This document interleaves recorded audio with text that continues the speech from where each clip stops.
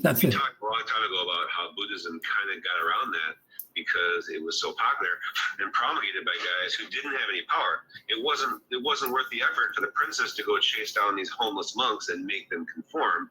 So they didn't, and their oral tradition preserved, basically untouched, which is why we know that these princes tried to hack and co-opt Buddhism.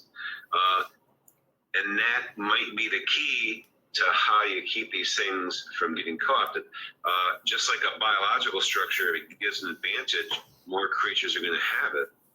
If a world building system gives power, it's going to produce resources that are going to attract people to it. Yeah. And maybe that's the whole issue.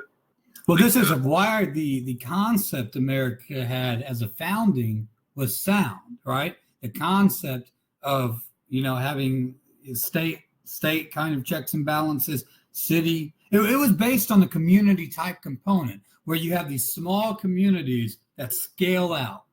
And then it got co-opted. But the objective, I would say that's a sound structure, because when you have it where a structure can be manipulated, when you have that, what you want to do is make a lot of them, because basically you want to spread the key apart. You want to make a lot of small ones like that. You don't want to make one large one like that. You want to scale it, micro size, and for lack of a better phrase, so that, because it works, so that you can make no one too powerful, and you can better identify those who abuse power. But when you make it so large, this is what we talk about with big government today. When you make it so large, it's more easy to be manipulated, hide the sins or the crimes of those in power, and then it becomes completely overtaken with the worst of the people, and that's what we have today. It's always happened. Whether you're talking about the atheist side or the nihilist side, the nihilist side sort of immediately says it's just about power. Nietzsche said that it's the will of power, and the will of power, for life generally. And from that point of view, theism or atheism, they're two sides of the same coin. Either one, it's really about the power and about the story behind the power, more than the actual constructions. The constructions are going to get used either way. So it's, when you talk about the abstraction and both being substances, that's what we're talking about. Like, those theories about power are just the theories. If you change your theory, it doesn't change the dynamics. It doesn't change the material. It doesn't change the equipment. One of my theories on the perfect ruling entity, or not the perfect, but a sound ruling entity, in my opinion, would be the empty chair. So like, if you have that micro-sized community kind of component, you have the structure to help, build the roads and do the necessities, but then you have this empty chair, and that empty chair is representative of what the universe essentially is. Basically the things in the universe that are the laws we all have to agree to, like gravity. Like, there's laws that none of us can get around. And those laws kind of should place us in this humble position.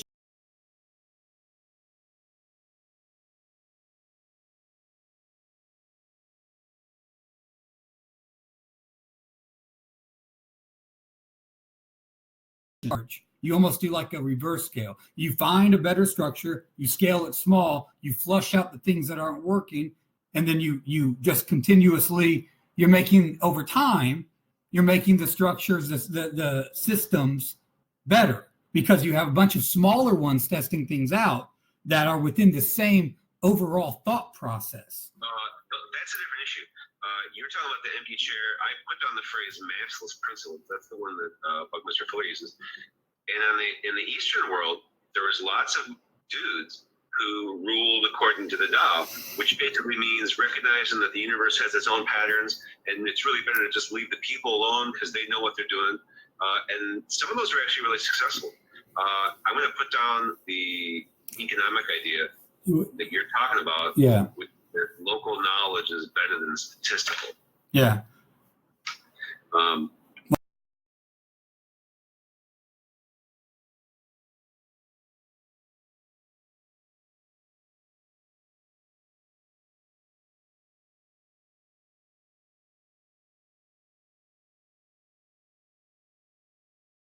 is like a puzzle.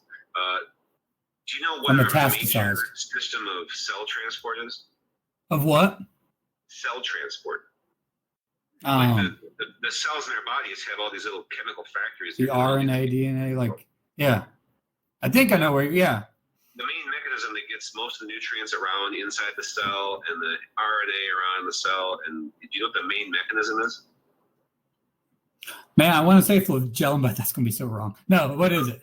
Flagellum is a little hair on the back of a parrot. I just want to say that because I've been talking about it so frequently lately. I know it's not the correct answer, but the flagellum is one of the things that a cell does.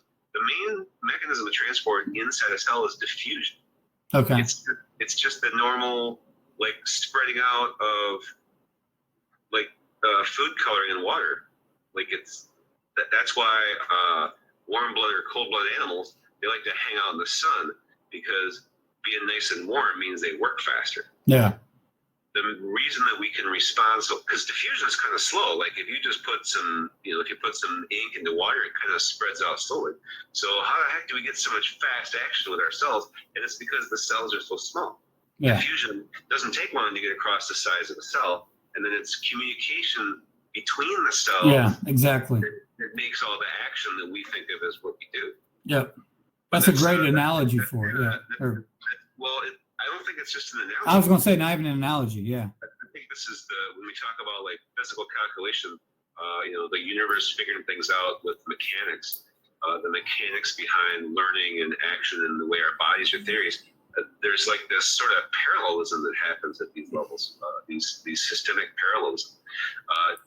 And I think I see where you're going, and I completely agree. So basically, our cells are almost cells. See, that's my Midwest here. Cells.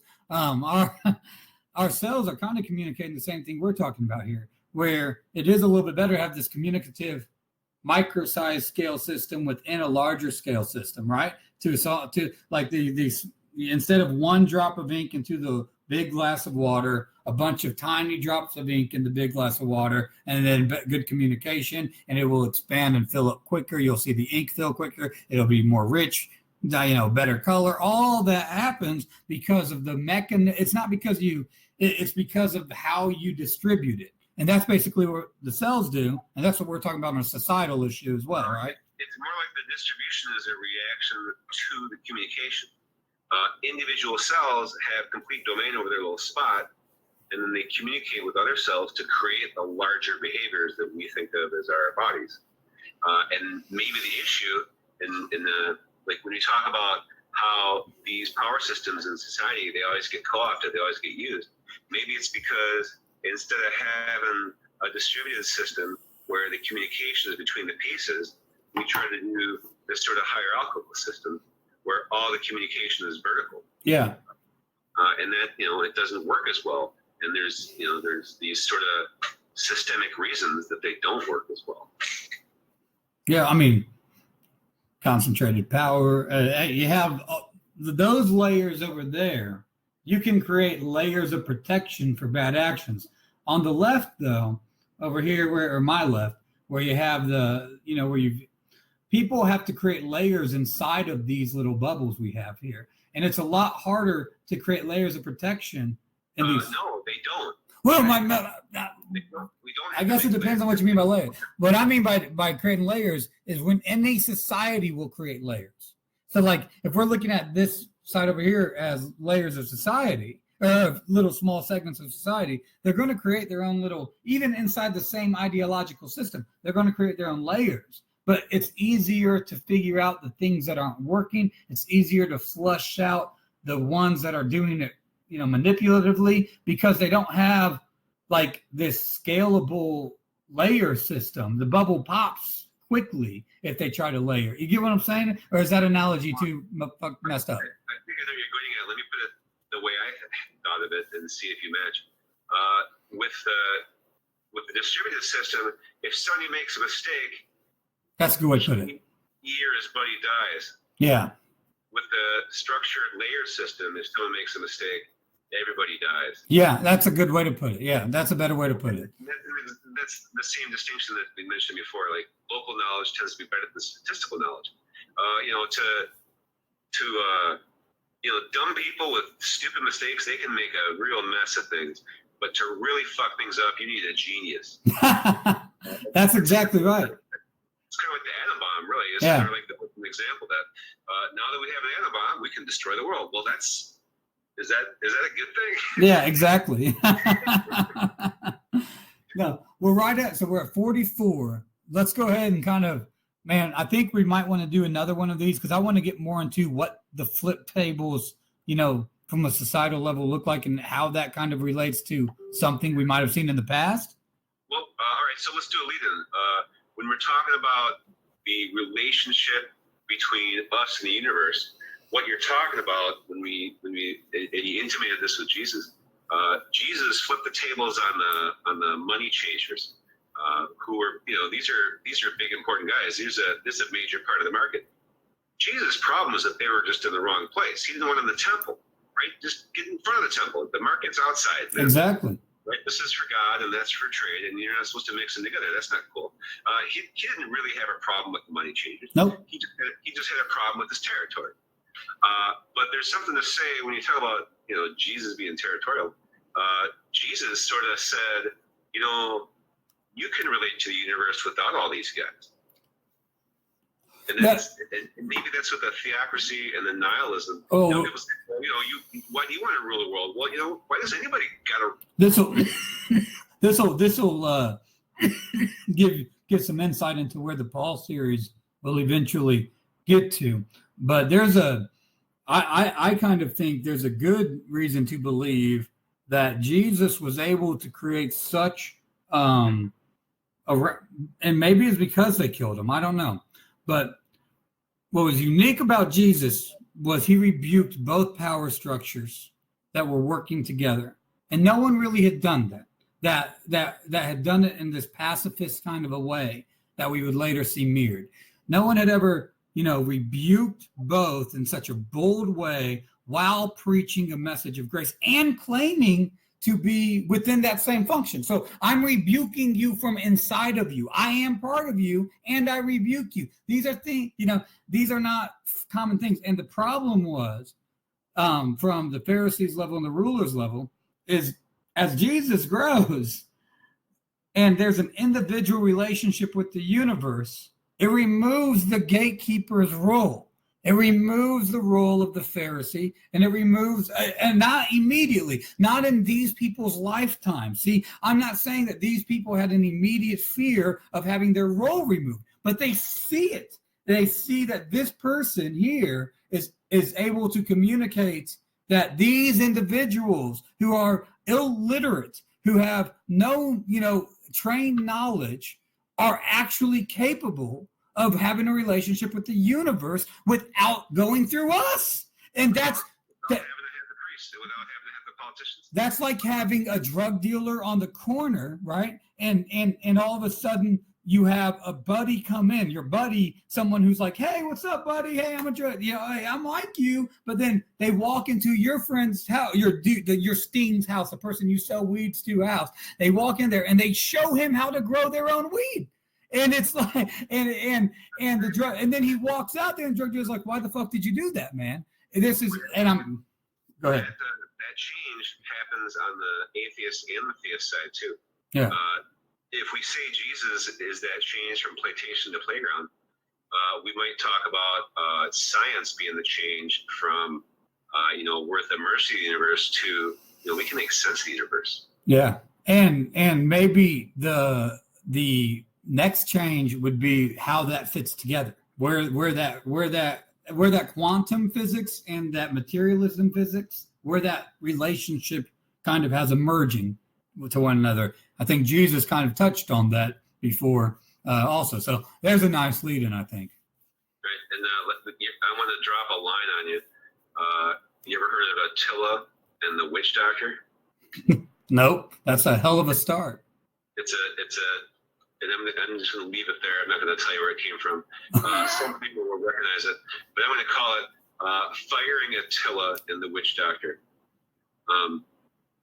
These are old metaphors for the politician and the priest, the guys who want to get in between you and the universe, whether it's the physical universe universe that Attila does, or the spiritual universe that the witch doctor does, both of them are not there to serve you. Yeah. You're there to serve them. And that's kind of the fundamental change we're talking about when we talk about flipping the tables and getting a new deal on life. We're talking about a new deal, with the universe, a new relationship with the universe. Yeah. One that is more direct and less encumbersome in a sense, right? That's part of it. If we're not getting in touch with the universe, if we're not solving problems in the universe, how long is the universe going to let us stay? Exactly. Right. So I call these guys the universe stewards. It's interesting. The witch doctor, there's a character in the Bible, Simon. Have you ever read about him? It rings a bell, but tell me. So Simon he's performing actual, you won't call it miracles, but it's like magic. It's like and you could say that he has enough intuition and sense with the universe that Simon is able to do some pretty powerful things.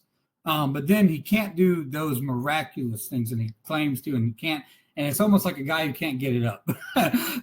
But Philip comes in, and Philip has been, this is after Christ has died. And Philip is, has had the Holy Spirit, brought upon him, and he does some of these miraculous things that Simon can't get it up for, to the sense that Simon wants to be baptized, but all of Simon's intent is to be a steward. He wants for people to ultimately kneel to him, for him to be a steward, and this is what's going to be Simon's fatal flaw. But Simon is, a really unique character, because he actually goes to being baptized. He actually, he in a sense, at a point in time, you kind of get a sense that Simon is trying to be, a follower of this ideology Philip brought, but he can't, because he's so committed to his stewardship. He's so committed to being that witch doctor type of a character who's making people kneel to him. And that's an interesting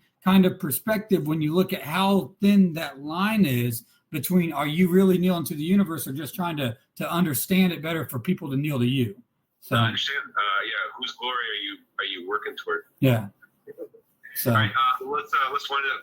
We'll talk about firing Attila and the witch doctor another time. cool. I wouldn't be surprised if at least a few people watching recognize that metaphor.